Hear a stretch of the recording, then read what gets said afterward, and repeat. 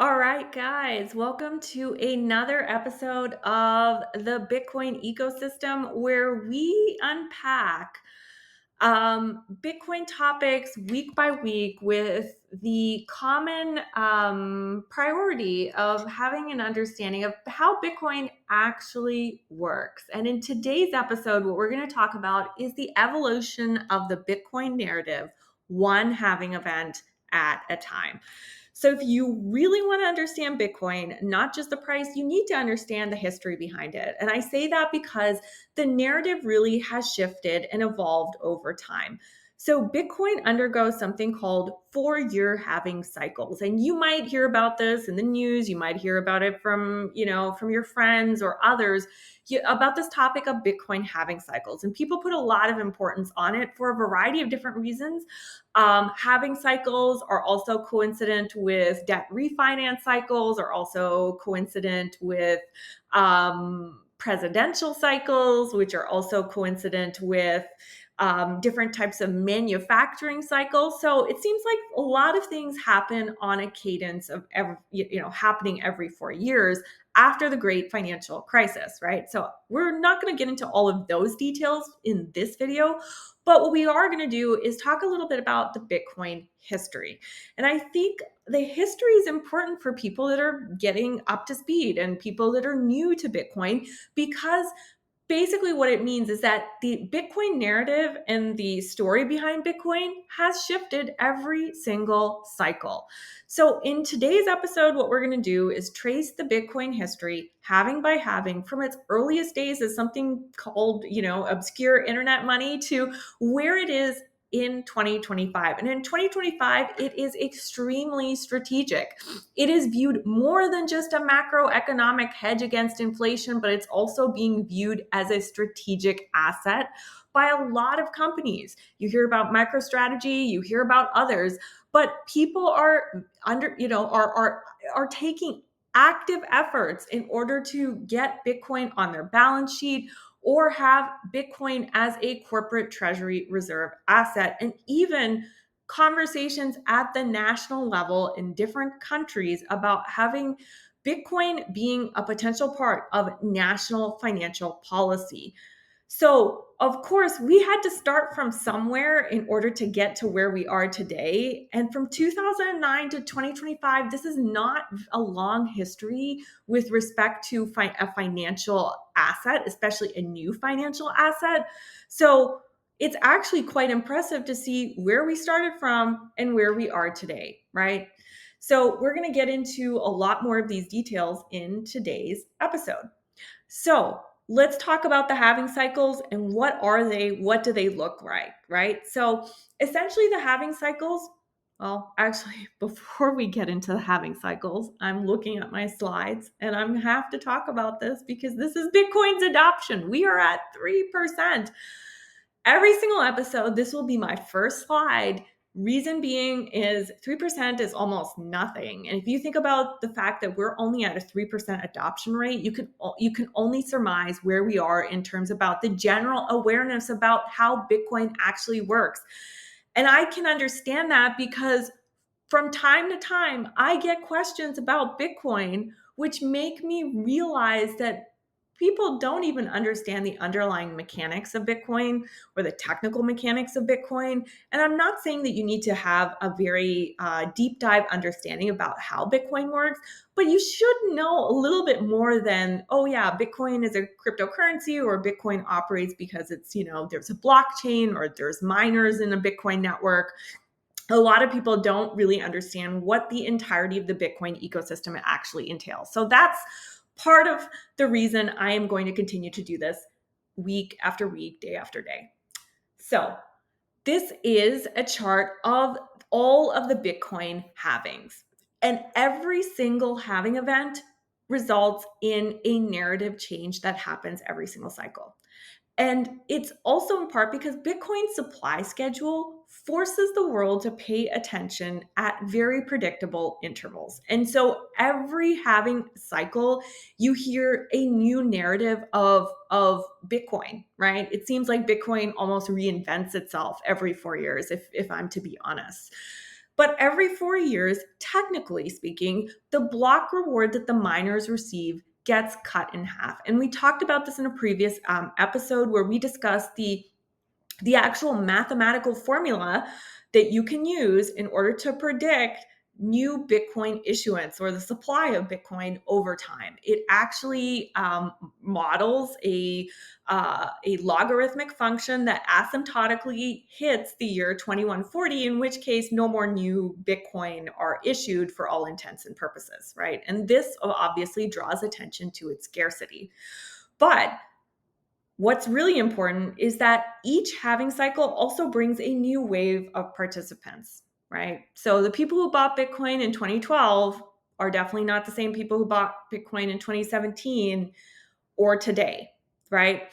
And each wave comes with its own motivations, its own understanding, its own narratives. And I think one of the key things that I've come to learn about this cycle as compared to the other cycles, this cycle has almost predominantly, the narrative has almost predominantly been around institutional investments.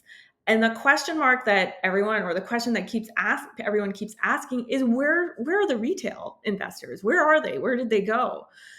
A lot of the previous cycles, or I will say every single previous cycle, has been predominantly a narrative around retail adoption, retail spiking and hence you have a parabolic run up in the Bitcoin price. But are we seeing that this cycle? That's just an open question to everyone out there. Please let me know what you think. But what we're going to do is we're going to talk about each wave, each cycle, the motivations of each cycle, understanding it, and understanding the narrative. So let's walk through the history cycle by cycle.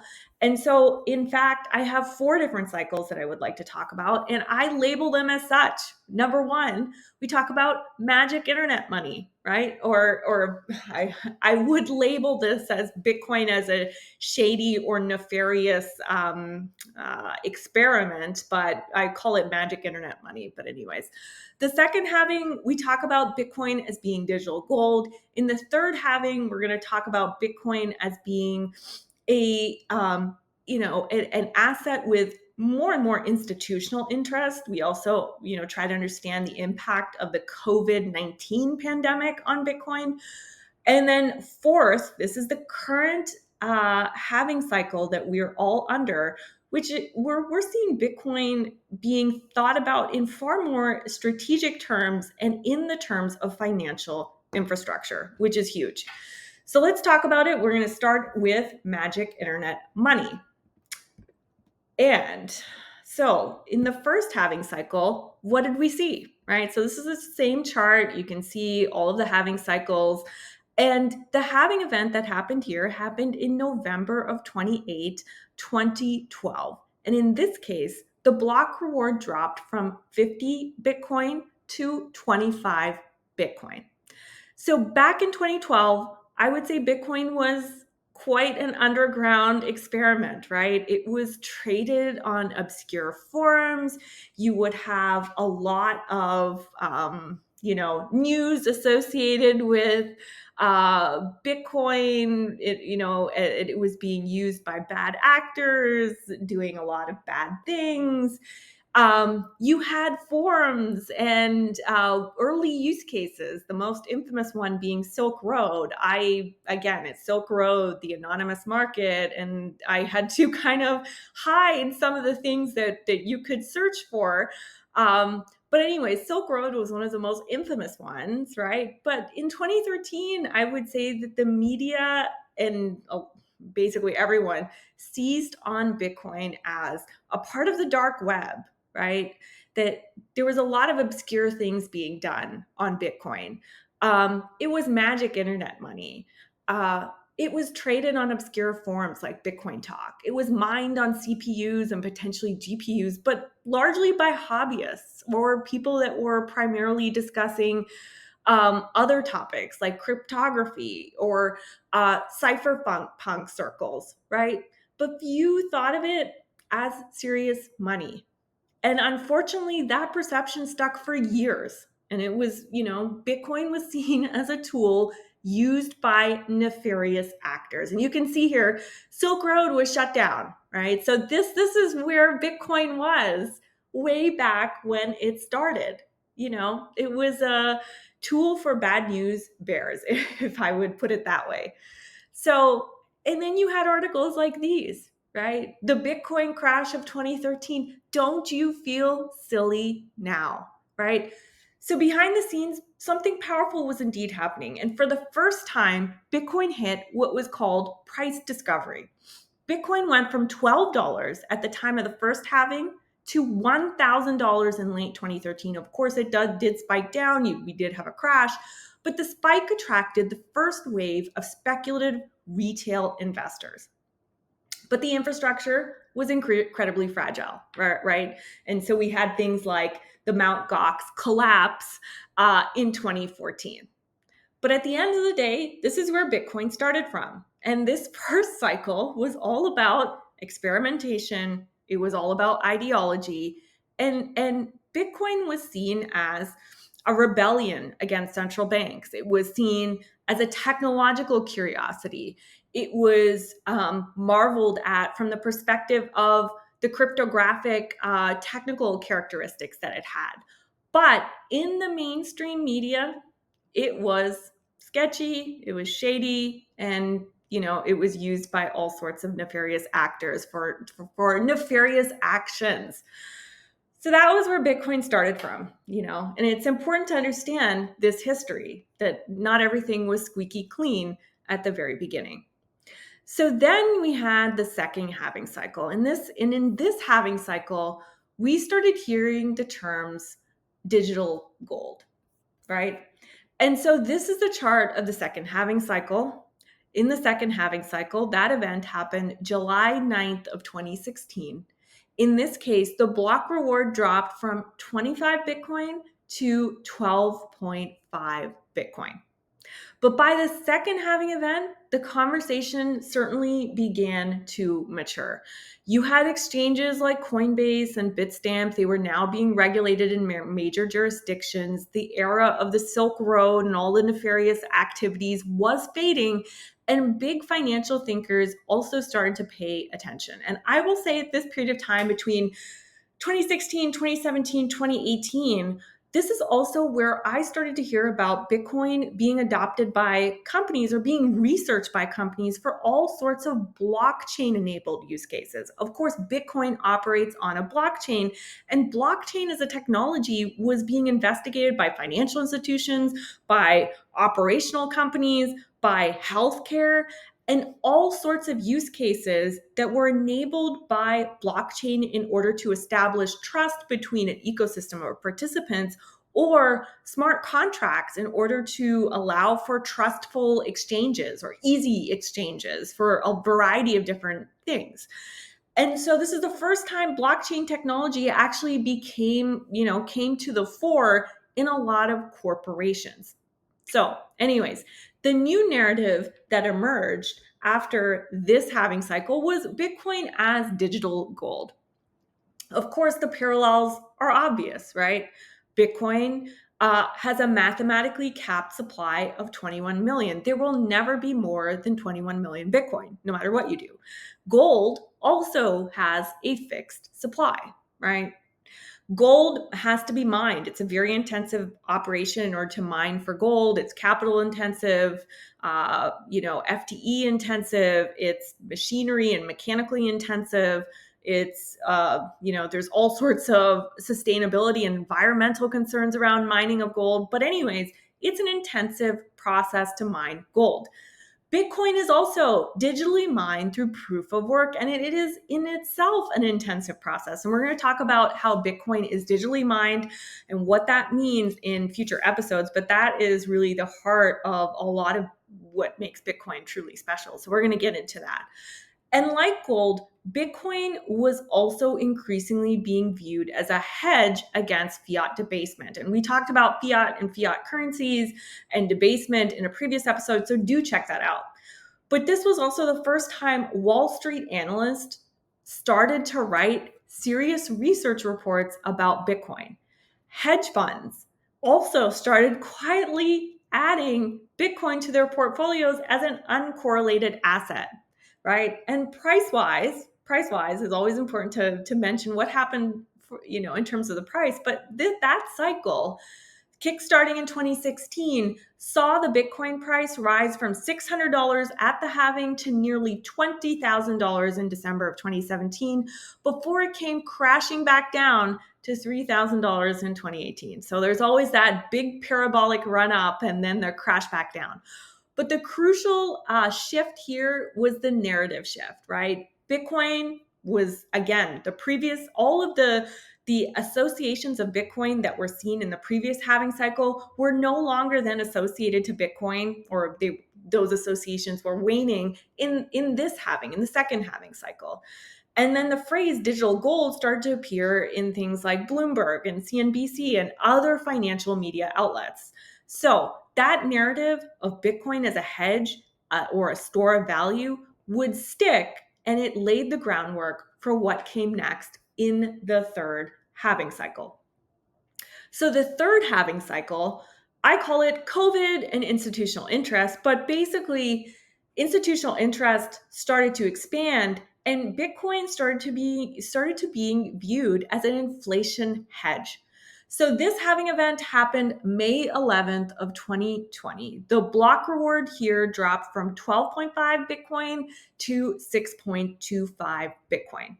And it's almost like the third halving event was quite a turning point. And of course, the third halving event, sadly, or unfortunately in some way, coincided with the COVID-19 pandemic.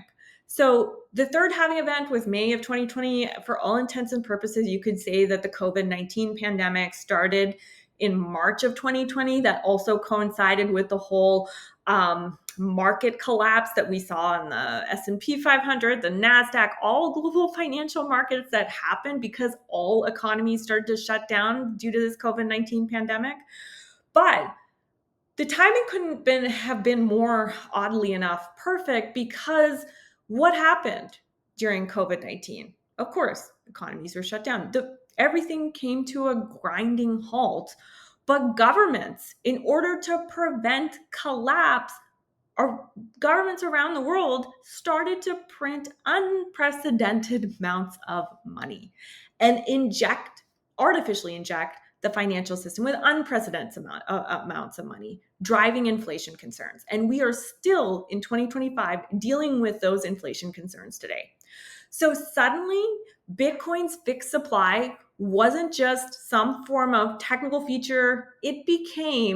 The Bitcoin's fixed supply became a macroeconomic hedge. So this is the first time Bitcoin is being viewed as a macroeconomic vehicle, right? So institutional money also finally started to arrive by that time.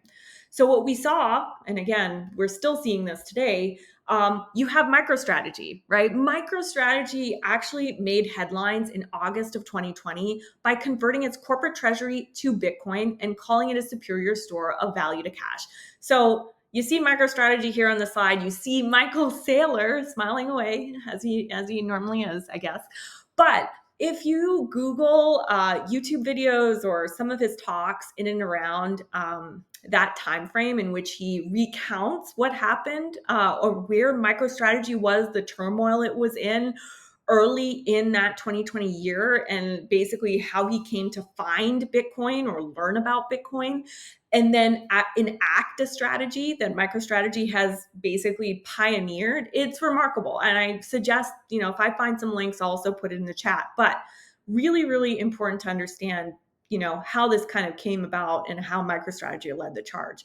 But then you also saw other companies, right? You saw Square and Tesla. They also followed suit in 2021. They started to buy billions of dollars worth of Bitcoin. But this is, of course, we didn't see a rush of every company come in, but we started to see large players make the news and publicly declare their Bitcoin strategies in some ways. And then, of course, you had major financial institutions like Fidelity and PayPal with integrated Bitcoin services. But the narrative here was all about macro investing and Bitcoin as a macroeconomic vehicle. So Bitcoin as not only an inflationary hedge, but a corporate treasury asset. And again, I can't get away with talking about this halving cycle and the narrative around this halving cycle without talking about the Bitcoin price. But in April of 2021, Bitcoin hit $64,000 again before cooling off. But I would say its reputation from that point had changed forever. You could no longer call Bitcoin some sort of fringe asset when you have publicly traded companies that are holding Bitcoin on their balance sheet. At this time, in this third halving cycle, this also birthed the first major conversations about Bitcoin ETFs as well as Ethereum ETFs, which regulators would finally approve in the next halving cycle. So now let's talk about the halving cycle that we're in right now, the fourth halving cycle, where Bitcoin is going from a strategic asset to financial infrastructure. So in this halving event, this happened April 20th of 2024, the block reward dropped from 6.25 Bitcoin to 3.125 Bitcoin, right? So this brings us to where we are today. This is the halving cycle that we are currently in. But the narrative shift here, and you can see it, you're seeing it in the news, if you're paying attention to Bitcoin at all, the narrative shift here has been honestly the most profound yet. Bitcoin becomes a treasury asset, right? So by 2025, corporate Bitcoin treasuries are no longer radical. They are incredibly strategic. And again, I pulled this up from the MicroStrategy website. You can go to MicroStrategy website yourself and take a look every day or every week. This seems to change in terms of the number of Bitcoin that MicroStrategy holds. But now MicroStrategy holds over 600,000 Bitcoin. I'm sure if you pull this up, like this was actually just a little bit out of date, but if you pull it up now, they're probably even piled even more Bitcoin in. But this is impressive. But it's not just MicroStrategy. You have dozens and dozens of other publicly traded companies, GameStop, Trump Media, others that are adopting Bitcoin treasury strategy. And the amount of supply that they're collectively holding continues to increase. I think by some accounts, it's 4% of Bitcoin circulating supply. That doesn't sound like a lot, but that number is just going up. So Bitcoin is now being discussed in boardrooms, in CFO roundtables, and even in political debates.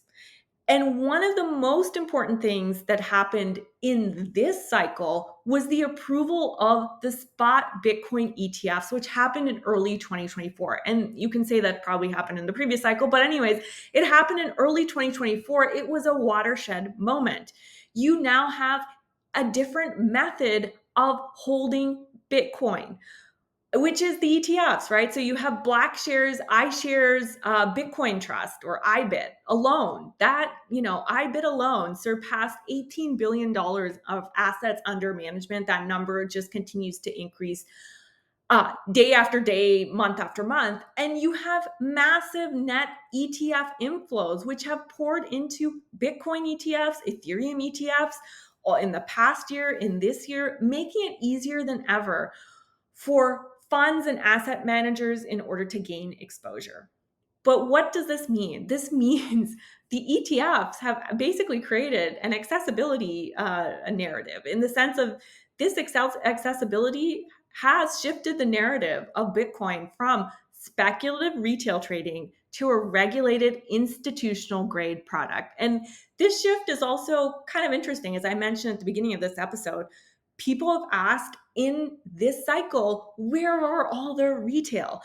There are certain KPIs that are tracked. For example, where's the Coinbase app rank in the Apple App Store? And once that starts to peak, you know that Bitcoin is hitting a peak because all the retail traders are piling in. Or when you see the fear and greed index, and that kind of gives you a sense of where retail trading is either injecting or, retreating. But we haven't seen retail to a large extent this entire cycle. So that's kind of curious. It is definitely moving into the fore of being treated as a regulated institutional grade product. Then you have other things that have come across this year. For example, just recently the Genius Act passed, which provides clear rules for stable coins, right? You have Circle's IPO, which surged 170%. You have Coinbase's inclusion in the S&P 500, which basically cements crypto infrastructure as a part of mainstream finance. All of these things are huge. Even one of these pieces of news would be huge. And I don't think I have talked about everything that has happened this cycle. There have been news events week after week, month after month. This is really the most impressive narrative shift that you can imagine from where we started from, right? And at the end of the day, what we're seeing is the current narrative, which is Bitcoin from strategic digital gold to financial infrastructure, right? So the 2025 narrative is also no longer just about macroeconomic inflation hedging, which is still very, very important, of course, but it's also, Bitcoin is also being seen as number one, a corporate treasury asset. You have the quote unquote Bitcoin standard for companies. You have number two, a financial infrastructure layer, right? So you have the ETFs and regulated custodians. They're bringing Bitcoin, Ethereum, other cryptocurrencies to Wall Street. And you have number three, Bitcoin being seen as a potential sovereign reserve asset. So shifting Bitcoin to the same conversations as we have about gold or oil reserves. These are fundamental shifts. They're not speculation, but these are fundamental adoption shifts, which are super, super interesting to see. And I don't think I can have a conversation about Bitcoin narratives without putting a chart like this. Again, you can find this on the MicroStrategy website, which shows the Bitcoin standard era return. You can see where MicroStrategy stacks up in terms of like 3,000+% returns. And you have only one other company which is beating Bitcoin in terms of where it is today, which is NVIDIA, right? NVIDIA is, of course, it's leading the AI storm at this point, slightly under 1,500% returns. And you see Bitcoin's year over year returns 890% across the period. And I'm not sure what period is being represented in this chart, but you can see more and read more about it at microstrategy.com, I'm sure. But at the end of the day, where does the story go from here, right? So what I wanted to share in today's video is that every halving cycle accelerates adoption, it changes the narrative. So the next logical step, what could that be? Maybe Bitcoin as a settlement layer for global trade. Maybe sovereign wealth funds, start holding Bitcoin as a part of their longer term reserves. Or maybe one day central banks start lending against Bitcoin collateral. We don't know, right? But every 4 years, Bitcoin reinvents itself in the eyes of the world. It's gone from experimental to digital gold to institutional asset. And maybe perhaps right now, the backbone of a new financial paradigm is emerging. So we're going to dive more into the mechanics of how Bitcoin works in future episodes. If you learned something today, if you like this video, please like, share, and subscribe. And until then, remember, narratives drive adoption and adoption drives price. And we shall see you next time where we continue to get after it. So thank you guys.